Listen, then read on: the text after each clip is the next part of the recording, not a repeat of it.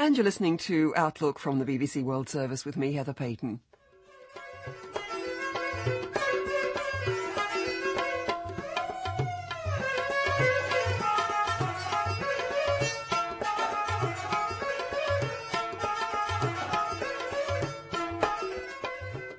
One of the aims behind the American-led overthrow of the Taliban regime in Afghanistan was said to be to provide a better deal for the nation's women. In some parts of the country it remains doubtful how much that's been achieved, especially outside the capital, Kabul. But in one area at least, the reformers can claim success. As in most countries with high rates of illiteracy, radio in Afghanistan is an important medium of communication. And since the fall of the Taliban, international support has helped independent stations to blossom. One of them is Radio Qoyaash in the city of Maimana in the far northwest of the country, which has been on air only since October. But Radio Qoyaash is highly unusual because it's run entirely by women. The BBC's Tim Mansell went along to see the station at work. Off a rutted dirt lane in the centre of Maimana, which is churned to thick mud by the horse-drawn traps when the spring rain falls, there's a shabby walled compound. It's much like any other compound in the town. Scruffy low buildings along two sides. On some of the windows, plastic sheeting flaps in the wind, where once there was glass. And there's the steady thud of a generator. Here, as in most places in Afghanistan, there's no reliable electricity supply. But one thing sets this compound apart, the radio antenna that rises out of the middle of the garden, towering over everything round it. This is the home of Radio Qoyaash, Maimana's very own radio station, run entirely by women.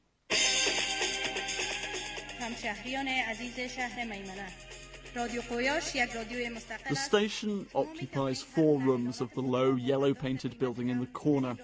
It's been on air since October with the help of funds from Canada and the United States. Its output, a mixture of music and public information programmes, health, education and hygiene, and poetry, which Afghans of all ages like to write and read in public. There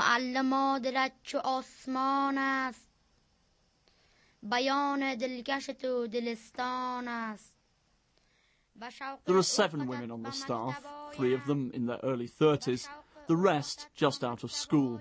One studied in the journalism faculty before it was shut down by the Taliban. None of the others had any experience of journalism or radio before the station was launched. As you walk through the front door, you have to pick your way through the pile of muddy shoes the women take off when they get to work. And in one corner of the production office, there's a pile of burqas in distinctive powder blue. These too are discarded as soon as the women are indoors. Maimana is relatively liberal compared to other parts of the country, but even here the women don't use their real names on air for fear of offending public dignity. Belki Samadi is one of them. She said she didn't mind her real name being used for this programme. She still works part-time as a teacher.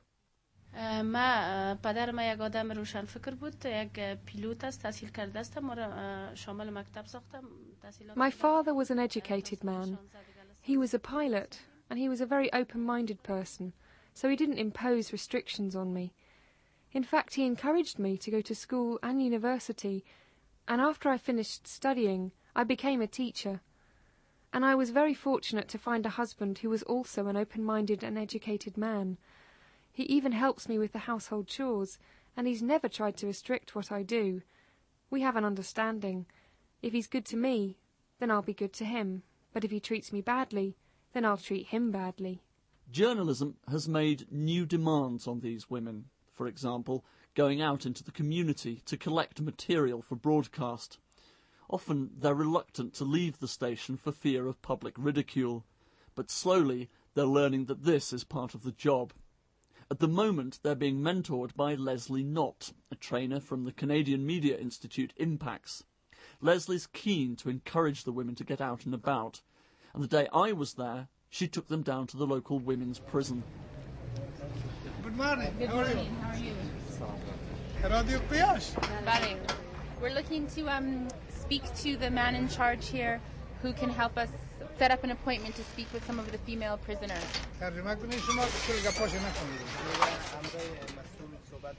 Getting into the prison was no real problem. The guards with their Kalashnikovs were happy to let us through the large metal gate in the white-painted wall, which hid a wide, grassy area planted with trees where sheep were grazing.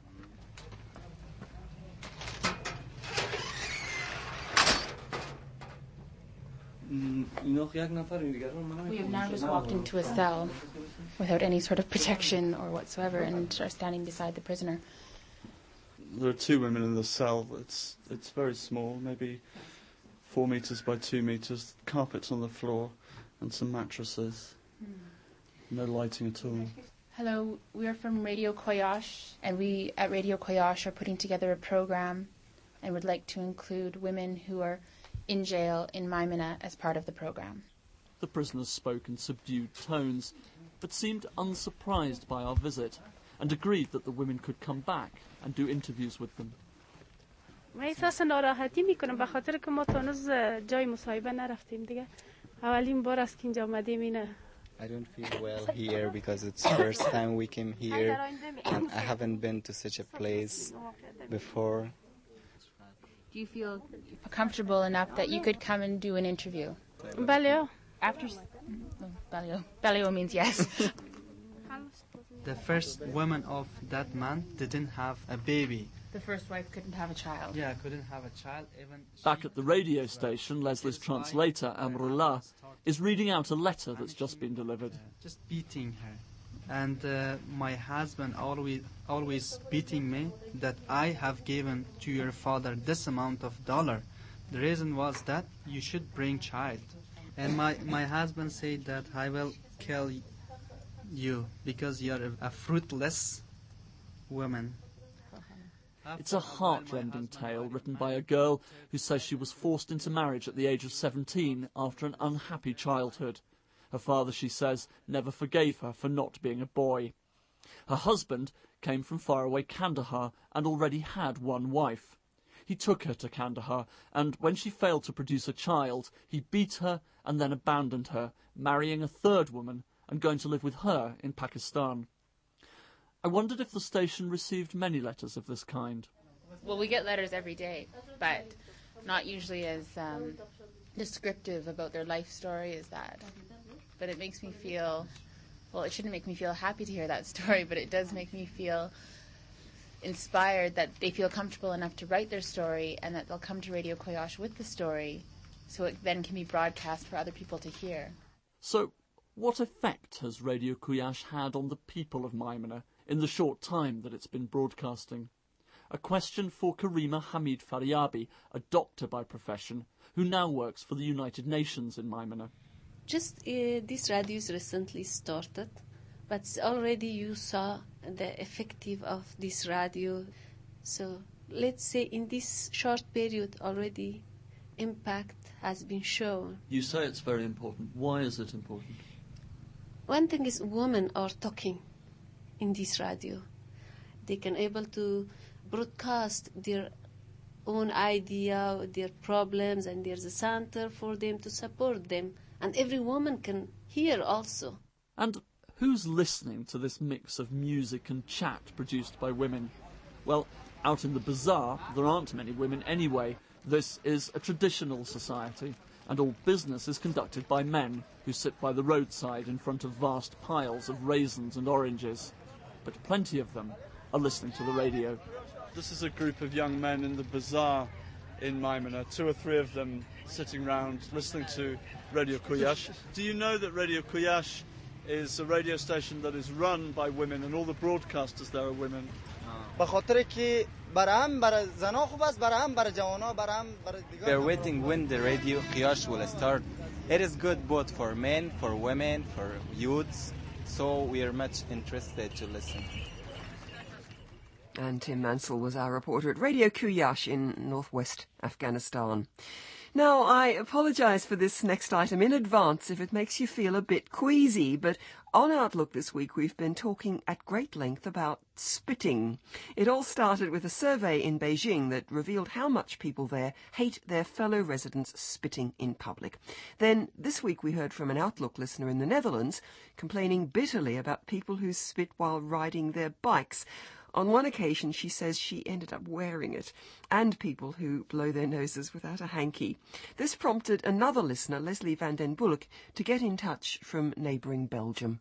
My question was, and second reaction was immediately to say, well, what does she do? Maybe she's wearing a handkerchief which she leaves in her pockets, and then she puts it out at the time she needs to spit out, or to take her nose.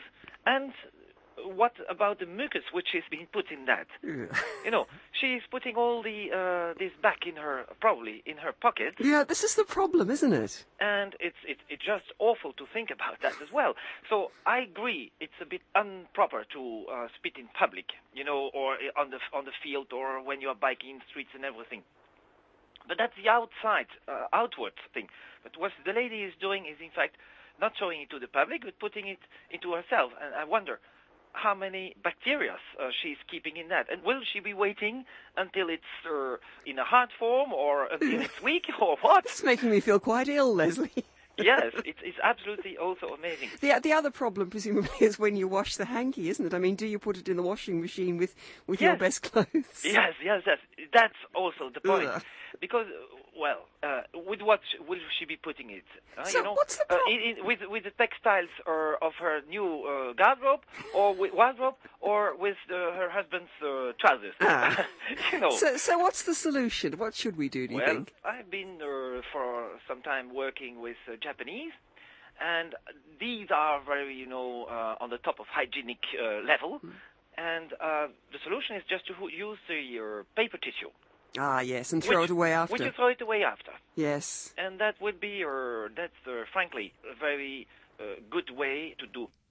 Much better. Leslie van den Bullock there in Belgium. Well, thanks to all of you who've been in touch. If you'd like to write to us about spitting, or indeed anything else on the programme, the addresses, as always, are by post Outlook, BBC World Service, Bush House, London, by email, outlook@bbc.co.uk, and by SMS text message 44 for the UK, then 7786 205070.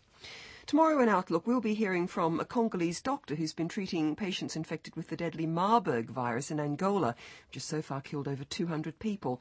And grandparents, they nurture their grandchildren, provide advice and support, even do the odd bit of babysitting. But what rights do they have if, for example, their children's marriage breaks down? Do join us then. For now, though, from me and the rest of the Outlook crew here at the BBC World Service, thanks for listening.